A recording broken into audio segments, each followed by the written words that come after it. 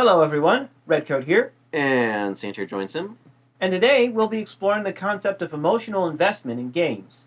In particular, we'll be looking at how the Narvisaud and mechanical identities work together to engender this investment, and some of the ways to make good use of it. I should give a small warning in that since we're exploring an aspect of games that is often very narrative driven, there will be spoilers in the various examples we use.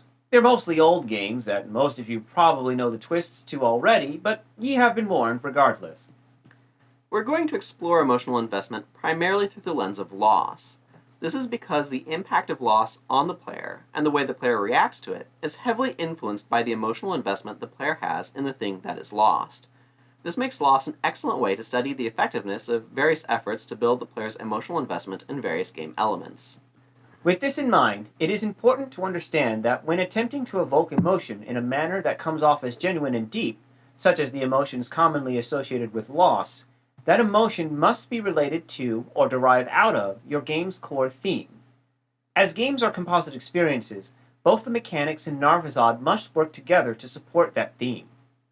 If either of these parts of the game are lacking, whatever emotion you are trying to present will be undermined, as the dissonance of the two parts can pull the player out of the experience, or confuse them with mixed messaging. An example of this dissonance is Prince Rurik of Ascalon from Guild Wars 1. Narvisaud, he's a rather awesome dude. He defies his father by leading his people out of basically post-apocalypse Ascalon towards where they can hopefully find a better life. He really cares for his people, contrasting with his father, who seems to think of Ascalon as the land. So it should seem that players would care greatly when the prince sacrifices himself to allow his people to escape through the treacherous Shiver Peak Mountains. However, the mechanics do not back up the Narvisaud. Throughout the early parts of the game, Prince Rurik often accompanies the player on missions. He's sorta strong, but not that strong, and his AI often sends him careening away from the player's party and off into enemies. The players can easily lose track of him when this happens, which can result in him dying. And if he dies, the players have to restart the mission from the very beginning. Also, these missions can easily take over 30 minutes to complete. This engendered a lot of negative feelings from the players towards Prince Rurik, as he built up a mechanical reputation for being a suicidal maniac that you have to babysit lest he wastes your time by dying.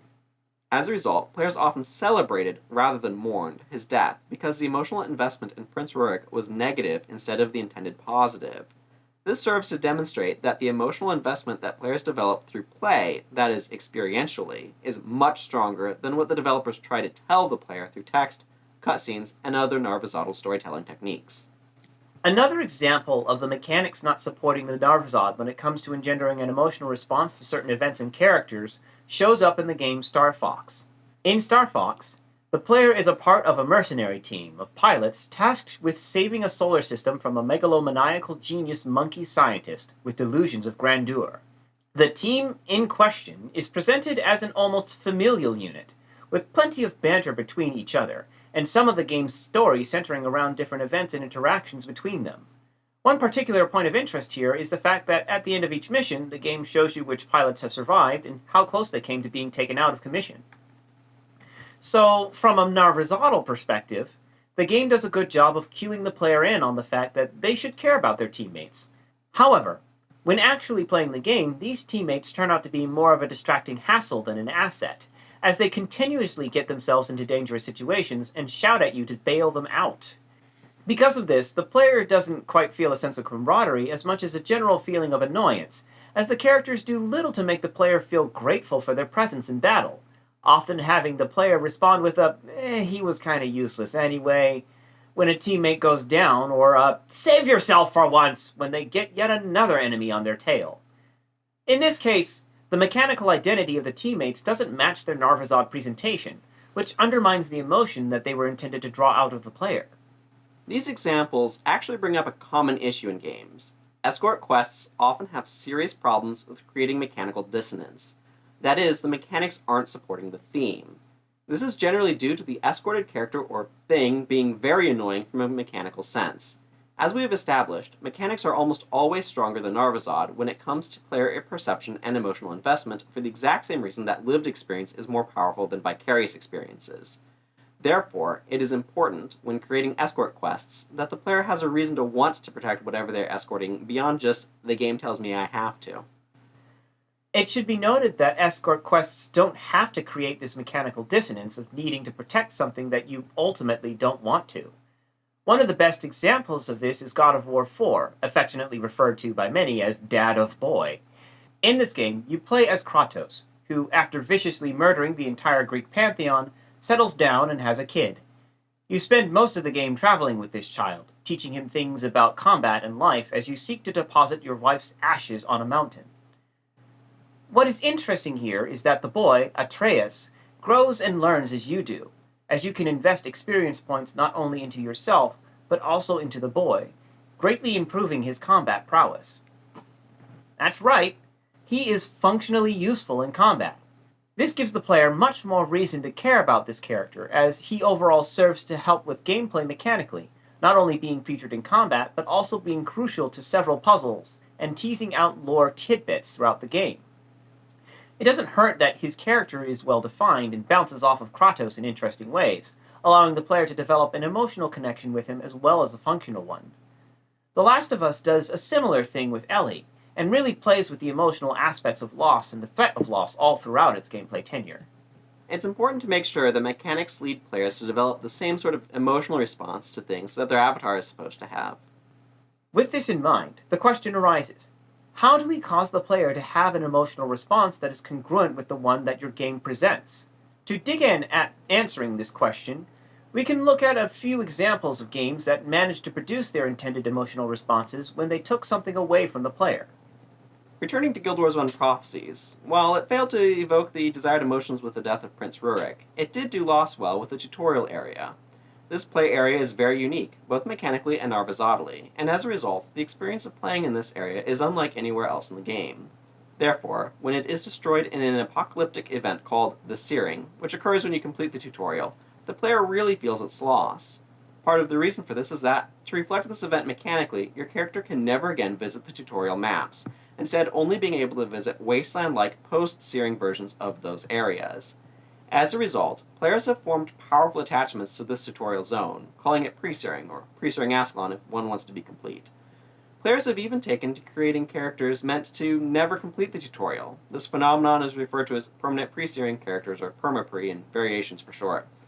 So many players did this that it became a big enough trend that the developers of the game, ArenaNet, recognized it and implemented special additional content, as well as support for bonus content for these players. None of the other Guild Wars 1 campaign tutorial areas gets lost in this way, and none of them are remembered anywhere nearly as fondly. At least that's my impression, but I may be biased. As stated earlier, getting a proper emotional response from the player requires that the Narvisaud and mechanics work together to properly support and present events, concepts, and characters that the player can get invested in, while also ensuring that that investment is colored in such a way as to engender the proper emotional response. One of the most well-known examples of this aspect in games is the loss of Eris, or Aerith, in Final Fantasy VII. Here we have a character that, when introduced, acts as a calming element to the protagonist of the story whenever he interacts with her. This was supported by her gameplay as well, with the character being the best healer in the game, allowing her to soothe wounds both narvisodally and mechanically. This also meant that she was useful enough for the player to grant her a spot in their party and invest in outfitting her with the best gear they could find, as well as learn how to use her effectively in battle. The game cashes in on this investment later when, spoilers, Eris dies at the hands of the game's main villain. This engendered a response from most players of the game, as they had invested in the character both emotionally and functionally, after having worked with her through half of the game as a member of the party. Most were saddened and outraged by the event, thus becoming galvanized to continue forward with the journey to defeat the big bad. Another important reason why Eris's death mattered to players is that it was mechanically relevant. She was never replaced, neither narvisodally nor mechanically. Contrast this with Tales of Symphonia. In that game, there's a spell sword character named Kratos who joins her party early on. This character uses a one-handed sword and can use a mixture of sword skills and low to medium level magic. Partway through the game, Kratos leaves your party, but not long afterwards, a spell sword mechanically identical to Kratos named Zelos joins it. As a result, while players may be sad from a narvisodal sense to see Kratos leave, they do not experience mechanical loss, which weakens the sense of loss overall. It also serves to somewhat undermine both Kratos and Zelos, since, being mechanically identical, they mentally overlap with the player, which can either diffuse the effects of emotional investment through mechanical experience, or weight the investment towards the initially linked Narvisaud element. Because players were introduced to Kratos first, they will often latch onto him more for that role, that set of mechanics, than they do Zelos. I certainly feel a greater level of attachment to Kratos than I do Zelos, and while I can't definitively say that things would have been different if Zelos differed mechanically from Kratos, there is the possibility that that would be so. In general, much of the early cast in Tales of Symphonia tend to garner a bit more attachment than many characters introduced in the second act of the game, as the player enters into the world of Tetheala. Along with Zelos, Regal and Presea also appear in this act. And while some people can get attached to Presea based on her concept and appearance, her role is mostly filled by Lloyd mechanically. Regal has it even worse, as while his character concept has some gravitas to it, it doesn't mesh as well with the rest of the party. His role is already held by either Lloyd or Presea. The problem is compounded by the fact that his technical bar for proper use is much higher than that of any other character in the game, further alienating him from players who have just been introduced to him. This 1-2 punch of late presentation and high skill floor makes him a difficult character to get attached to overall. Another example of characters losing out on player investment due to late presentation shows up in Fire Emblem Path of Radiance and Fire Emblem Radiant Dawn. In Path of Radiance, we are introduced to the Grail Mercenaries and march through several battles and campaigns with them. So as the player grows in their knowledge of effective tactics in the game, the characters gain stats and abilities that make them into terrifying monsters.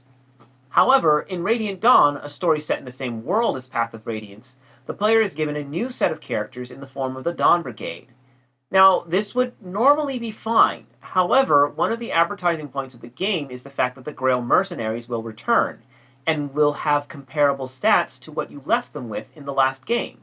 Thus, the Dawn Brigade, who must start from scratch with their stats and end up, overall, much less impressive than their predecessors, register to the player not as a band of new heroes to play and grow with, but rather as a barrier to playing with the good old crew from days of yore. Stepping back a bit, we know that it takes effective use of Narvisaud and mechanics to create a character, concept, or idea that the player can invest in. Both the Narvisaud and mechanics must be interesting enough to draw the player in, but they must not contradict each other, so as to fully support the player's investment.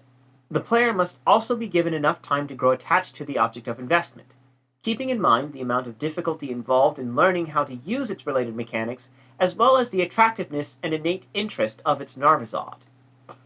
If one can manage to do these things, certain investment cash-ins can become possible, such as the various effective loss moments we've mentioned, or just players finding different characters or events endearing and engrossing in ways that stick with them long after their first playthrough.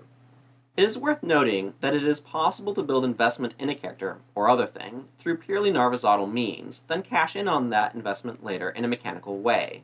When this is done, it is very important to make sure that the mechanics support the built-up investment. A good example of this idea is Artorias from Dark Souls 1. There are a lot of times when Artorias gets talked about. Alvina mentions him, his sword, shield, and the wolf's rings item descriptions are all about him, and there's also a ring named after him, the Covenant of Artorias ring. Then, when you encounter him, he shows himself to be crazy powerful. He gets built up as some awesome dude, and when you fight him, he proves himself to live up to the hype. Compare this to the Eternal Blades you get at the end of Tales of Symphonia. The set of swords is Narvisaudally super awesome. A fire sword and an ice sword, each given to you by a father figure, biological and adoptive, and imbued with the power to reshape the world. Unfortunately, if you've been up on your side quests, they're mechanically weaker than a pair of katanas you've already gotten at this point in the game by beating a powerful dancing skeleton 3 times. That means that using these sweet swords makes you mechanically weaker, which makes the swords super disappointing. This brings us to one big conclusion about emotional investment in games. Generally speaking, it is important that any idea, concept, or character that is presented such that the player is expected to care about them must have a grounding in the game's mechanical identity. In other words, don't just tell the player to care, give them a functional reason to. If the player has an incentive to invest themselves into a game's mechanical functionality, an emotional connection can be more effectively created. It should be noted, though, that a strong mechanical grounding must be supported by an equally strong Narvisaudal identity. Granting a personality to the mechanic or idea that the player can latch onto emotionally can go a long ways towards creating genuinely affecting events within your game that will stick with your players long after they finish the experience. With that, we conclude today's cast on methods of engendering emotional investment. Join us next time as we ask Scientir a few probing questions about the subject of modding in StarCraft Brood War. Until that time, this is Redcoat, signing off. And this is Scientir, signing off. Play the games you want to play, boyos.